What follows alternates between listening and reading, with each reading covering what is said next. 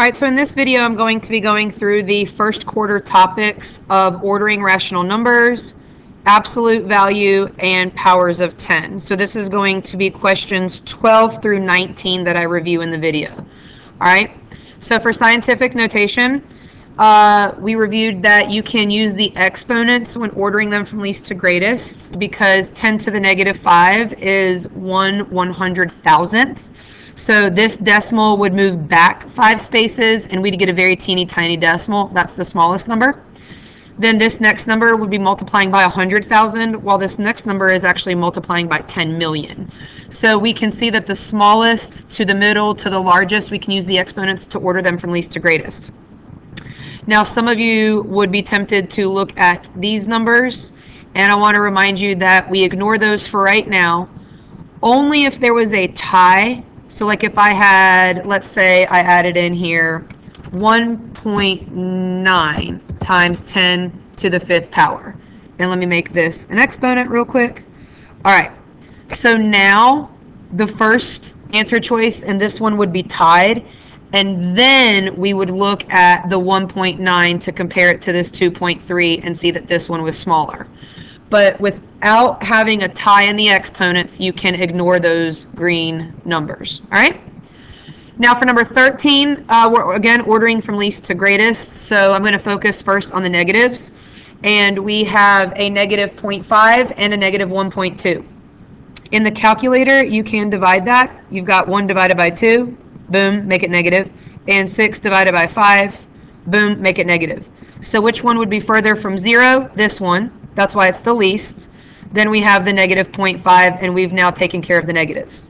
Now over here, 4 goes into 5 once, and we have 1/4 left over, and we get 1.25, which we can see is clearly smaller than the 1 2/3. All right? So there is the ordered list from least to greatest. Now for question 14, same thing, just ordering from least to greatest. So we have some negatives that we're going to focus in on here. I see a negative here and a negative here. Now 3% is 3 out of 100, so this is a negative 3/100ths. All right, that's negative 3/100ths. We can see that negative 2.1 would be farthest from 0. Negative 3/100ths would be very, very, very close to 0, but still on the negative side. And then now let's review the positives. We have 500ths and 400ths.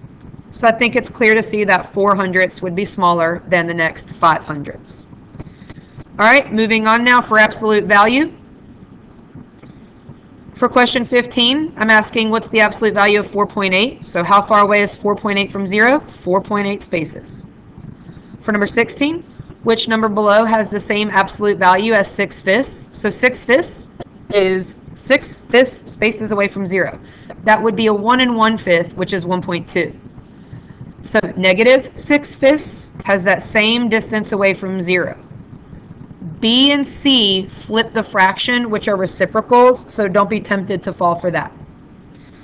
Now for number 17, we want to know which of the following is a true statement. If A has the negative here, it should be a negative 5 here. B, 5.8 is only 5.8 spaces away from 0, so we should not have the negative here.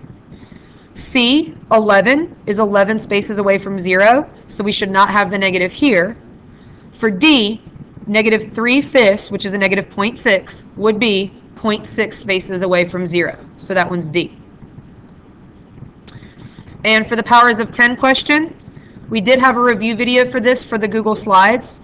10 to the negative 3 is the inverse of 10 cubed, which is saying it's 1/10 cubed.